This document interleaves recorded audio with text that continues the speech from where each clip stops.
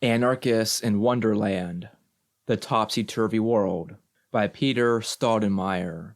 This text from theanarchistlibrary.org.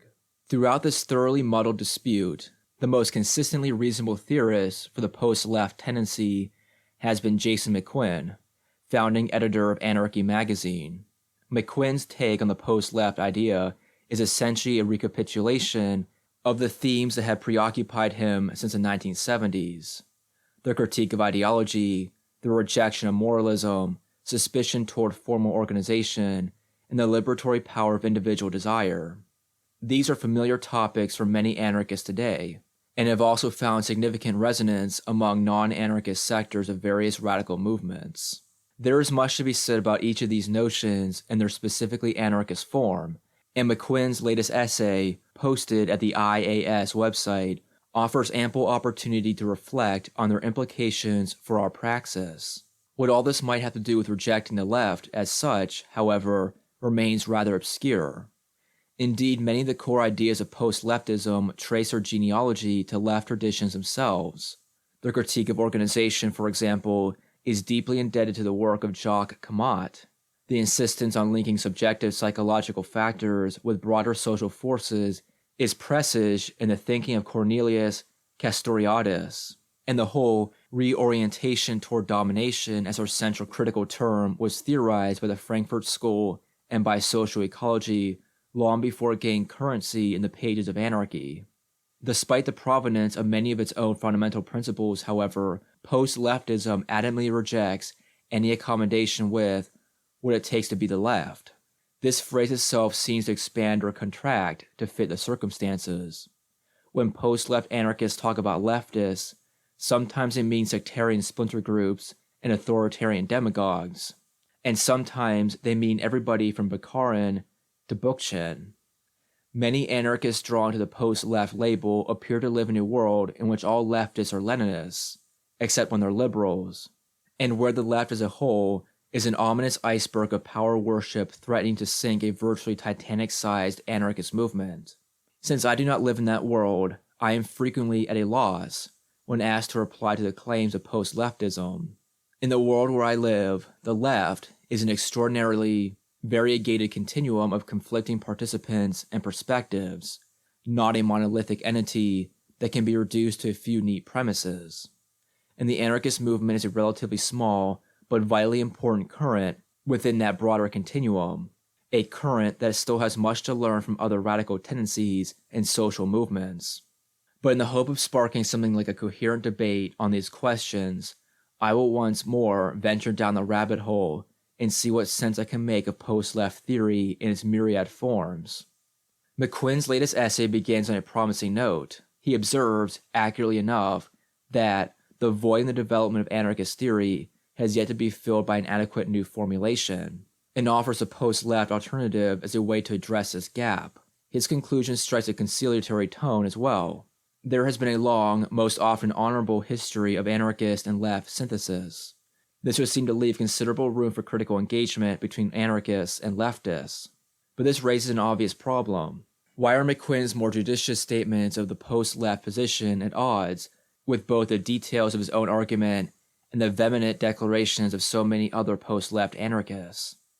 The simplest explanation is that adherents of post-leftism are still working out the specifics of their vision, something that other anarchists can hardly fault them for. In this process, however, a number of the more troubling versions of post-left thinking will require various reconsideration if the tendency is to live up to its own best intentions.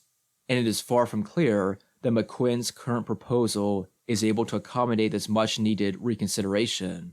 Perhaps the most telling instances of post-left zeal can be found in a sprawling online debate from 2002, hosted by the comrades at infoshop.org. Just about the only thing to emerge clearly from that discussion was that a number of the more vocal post-left anarchists are committed to a series of implausible claims that McQuinn's essay does not address, much less defend. We might simply stop at this point and ask, will the real post-leftists please stand up? But maybe a more productive approach is to read McQuinn's contribution in light of the background provided by less discreet fans of the post-left position. Let's begin with the nebulous notion of the left that animates the post-left critique. The leftists we meet in the extravagant denunciations proffered by post-left anarchists are an impressively protean bunch. They are all simultaneously totalitarians and reformists. Their movements are disintegrating, trapped in inevitable decline, yet their mere presence threatens to overwhelm those anarchists foolish enough to ignore the urgent danger. They are ruthlessly fixated on an all-encompassing abstract ideology, yet, at the same time, they fritter away their activist energies on single-issue concrete campaigns. Even their opposition to capitalism is mostly fake. McQuinn himself relies on such caricatured portraits more often than not. His essay resounds with telltale modifiers like all and every, always and everywhere. This lack of nuance is little to further anarchist evaluations of left practice. McQuinn is similarly fond of sweeping assertions about what the vast majority of leftists have thought and done throughout history. More careful descriptions are overshadowed by categorical pronouncements. For leftists, the emphasis is always on recruiting to their organizations, so that you can adopt the role of a cadre serving their goals. To an extent, this can be chalked up to simple rhetorical excess, but such undifferentiated claims are often taken literally by the post-leftist faithful, who fail to notice that these indiscriminate generalizations do not accord well with McQuinn's ringing criticisms of reductionism. The post-left image of the left is not just overly simplified, it is frequently wrong on the particulars. McQuinn writes, for example, that the critique of everyday life is largely incompatible with most of the New Left of the 60s and 70s. In Germany, France, and North America at the very least, large segments of the New Left enthusiastically embraced the critique of everyday life. Indeed, the profoundly anti-authoritarian upsurge of that era, which was of course accompanied by an authoritarian backlash, owed much of its vigor and incisiveness to this reorientation toward everyday relationships. The influential 3-volume work, The Critique of Everyday Life, was written not by an anarchist, but by the French leftist Henri Lefebvre. Themes such as the critique of everyday life and the critique of ideology have in fact been central to radical forms of left politics for decades. The classic primer by Richard Gombin, for example, The Origins of Modern Leftism, devotes a pivotal chapter to a critique of everyday life. More important, the concrete practice of countless new leftists was explicitly predicated on a forceful rejection of precisely those values which McQuinn takes to be constitutive of the left as such. This strand of left radicalism did not appear out of nowhere in the 1960s.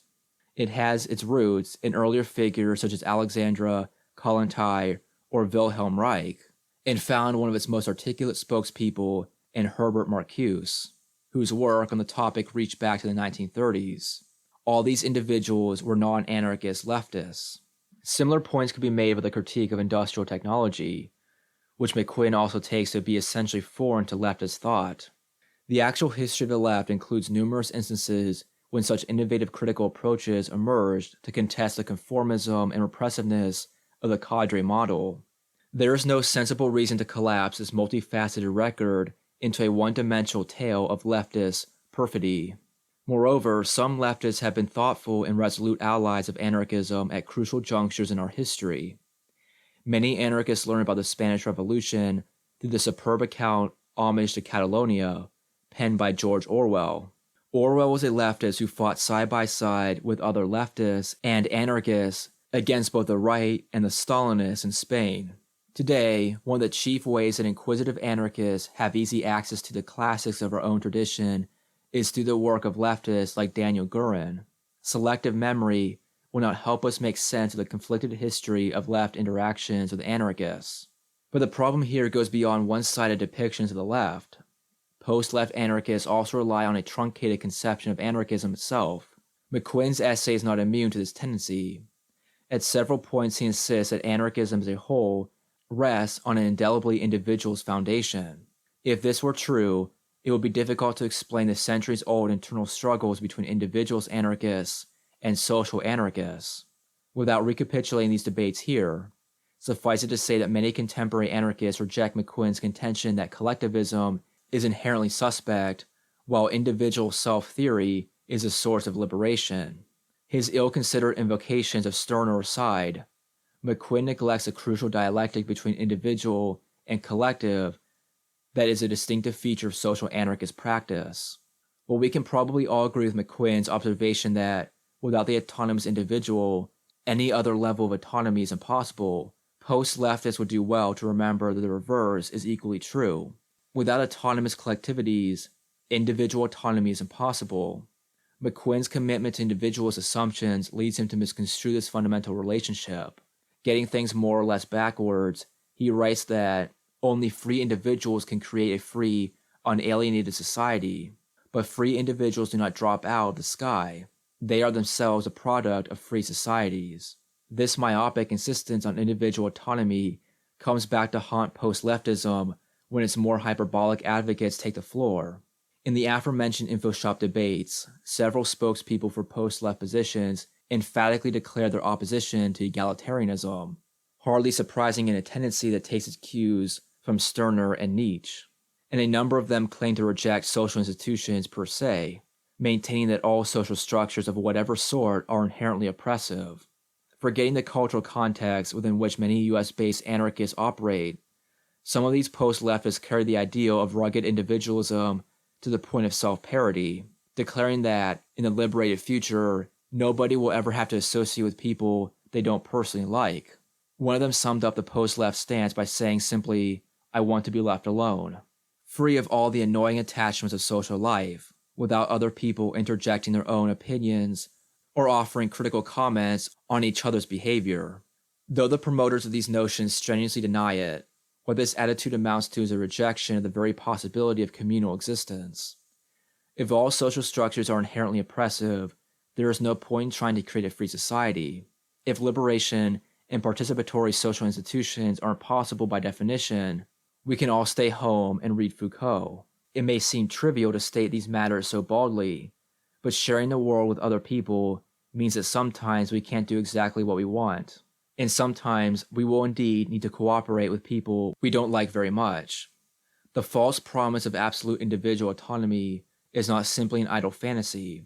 It is profoundly indebted to those classical liberal principles that underwrite capitalist society as we know it. Genuine autonomy is not the mere absence of constraints. In its more extreme positions, the post-left vision is encumbered by a negative conception of freedom, a conception reduced to the liberty of atomized individuals who jealously guard their private rights and prerogatives. It cannot accommodate a positive conception of social freedom, a kind of freedom that flourishes in cooperation with others and demands equality as its necessary counterpart, a kind of freedom that is embodied in anti-authoritarian social structures and cooperative social practices. Many post-left enthusiasts also seem to think of leftists as a bunch of busybodies who are constantly telling other people what to do. Some leftists do fit this description, and it is likely that this propensity often compounds the existing authoritarian disposition of a certain leftist personality type. But apart from the fact that these same trends are fiercely combated by many other leftists of a more anti-authoritarian disposition, there is something disconcertingly complacent about the unexamined perceptions of proper behavior that underline this particular post-left complaint. After all, liberatory forms of social interaction sometimes require us to challenge each other's opinions and actions rather than just accepting them. The world would not be a better place if we kept our thoughts to ourselves and largely leave each other alone, especially when we're engaged with people who are not our personal friends and familiar acquaintances. The time-honored anarchist principle of free association does not license insularity. Instead, it encourages exploration and mutual recognition, including critical contestation of what other people say and do. This is how social cohesion is kept transparent and solidarity is nourished. To abandon such efforts in the name of individual sovereignty would mean an impoverishment of anarchist comradeship. McQuinn's essay does not confront this form of post-left repressive tolerance, whose deeper implications are actually an invitation to intolerance and parochialism. Rather, McQuinn focuses attention on the manifold shortcomings of contemporary radical politics. Overlooking the aporias of his own theory, he notes that leftists have incomplete, self-contradictory theories about capitalism and social change. But we all have these. Capitalism is a contradictory system. Revolutionary social change is an incomplete process. Working through these contradictions requires close attention to the concrete determinants of currently prevalent modes of domination and hierarchy. so that we can create forms of resistance adequate to the particular demands of our specific historical and social situation. Under present conditions, trumpeting our commitment to general social revolt simply promotes a kind of false generalism that is already rife in North American anarchist circles. Too many of us think that since we're anarchists, we are, by definition, opposed to all forms of oppression. Thus, we don't really need to grapple with any of them in particular. This is one area where an informed engagement with several left traditions could do anarchists a lot of good. Instead of the abstract negation of existing society that post-leftists sometimes preach, critical contact with single-issue campaigns and experienced activists can help us move toward a determinate negation of the systems of power that surround us. Learning from the civil rights struggle, for example, or the strategies pioneered by peasant revolts in the global South, could bring a wealth of grassroots perspectives to bear on the contestations we are part of in our own local contexts. But an anarchism that hopes to stand on its own and bow to no other movements will be ill-equipped to engage in this sort of learning process. Indeed, it will be unprepared for active solidarity with those movements it consigns to the left. This attitude exasperates the existing tendency among anarchists to consider our own perspectives invariably more comprehensive than those of non-anarchists. Whether there is in fact a huge divide between the project of abolishing every form of social alienation, on the one hand, and the myriad sub-projects concentrating on particular instances of alienation on the other, is not a question that can be answered in advance. The more radicalized and ambitious such concrete struggles become, the more they narrow this gap and reach toward fuller forms of liberation. But this is a matter of practice, of hands-on confrontation with specific manifestations of unfreedom under definite historical conditions. To declare such partial goals woefully incomplete is to miss the point. Adopting a more all-encompassing critical viewpoint, even one that fancies itself free of reification and ideology, does not itself render the social circumstances ripe for total revolution. In overlooking these potentially radicalizing occasions for mutual aid and reciprocal learning, the post-left tendency deprives itself of a much-needed counterweight to its individualist preferences and its skepticism toward democratic procedures. At times, the suspicion toward collective endeavors and toward non-anarchist varieties of radicalism suggests a misguided desire for purity. We are the only ones with an uncompromising commitment to thoroughgoing liberation in all spheres of life, post-left anarchists sometimes seem to say, and we must guard against contaminating this precious legacy with insufficiently intransient elements. In its most unreflective form, this mindset is nothing more than a recipe for anarchist sectarianism, the bane of any movement that wants to change the world. All this casts a rather different light on McQuinn's forays into psychology. He is convinced that left anarchists who are unpersuaded by the rhetoric of post-leftism are simply anxiously resisting the self-examination necessary for genuine self-understanding. In reality, a number of post-leftism's critics have tried to provoke greater self-examination among anarchists, a more serious reappraisal of the lacunae within our own traditions, by questioning the tendentially elitist undertones that mark so much anarchist discourse. Individual strands of anarchism are especially susceptible to a disdain for the masses, and the post-left persuasion frequently accentuates the inegalitarian aspects of this worldview. A few post-left anarchists go so far as to extol the right-wing tendencies within anarchism as a healthy corrective to the grave dangers of social equality and the dastardly connivance of anarchists and power-mad leftists. On this score, McQuinn's essay sets off alarm bells for readers familiar with the neglected history of anarchist flirtations with the right. Anarchism has long had something of a Janus face, oscillating between emancipatory and exclusivist poles. Stirner himself is an exemplary figure in this regard, simultaneously the chief inspiration for one wing of anarchism and a darling of the right, from its proprietarian faction to its pronounced elitist and authoritarian variants.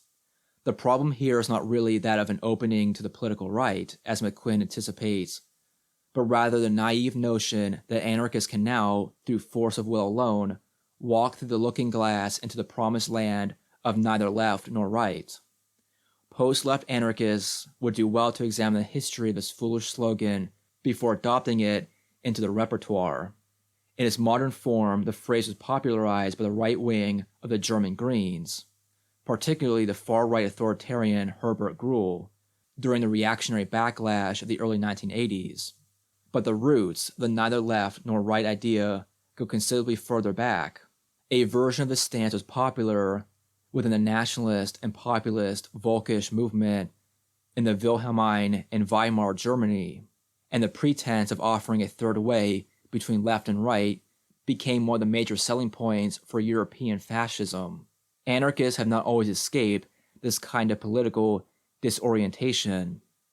From the peculiar response of Proudhonists to the Dreyfus Affair, to the Italian syndicalists who joined Mussolini, to the national anarchists and third positionists of today, anarchist militants have sometimes found a comfortable home on the extreme right end of the spectrum. Although post-left anarchists often dismiss such cases as either isolated or irrelevant, the record of anarchist crossover into far-right terrain is in fact remarkably long. Among the better-known examples are Georges Sorel in France, Gunther Bartsch in Germany, Troy Southgate in Britain, and Bill White in the US. The desire to move beyond left and right played a key role in several of these instances, and continues to do so today. The conclusion to McQuinn's essay suggests an indifferent attitude, at best, toward this regrettable history. All in all, the post-left paradigm still needs a lot of refining. In the midst of condemning reductionism, reification, and the failed politics of the sectarian left, it relies on a reductionist view of left history and a reified notion of absolute individuality, while encouraging the sectarian trends within anarchism. The much-needed process of theoretical and practical refinement could be more effective if post-left adherents could bring themselves to engage with the criticisms put forward by left anarchists. Indeed, that step alone might spur a rethinking of the categories post-leftists hold so dear, along with the recognition that there are important libertarian and anti-statist strands within the left. Drawing the consequences from this recognition would likely mean a major overhaul of post-left anarchy in its present form. In place of wholesale rejection of a mythical left that is devoid of distinctions, post-leftists would have to acknowledge that the left, just like the right, is an extremely heterogeneous spectrum, not a single entity, and that some of its currents warrant more than scorn. Anarchists are working toward a society where everyone who wants to can participate in social affairs on an equal footing, where domination and hierarchy have been replaced by solidarity and self-management. The project of creating such a society will require cooperation with a broad range of oppositional movements, many of whom have solid grounds for refraining from a wholehearted embrace of anarchist doctrine. A nuanced understanding of how our own principles can be articulated to the insights and experiences of compatible struggles will go a long way toward overcoming the blind spots in the anarchist tradition.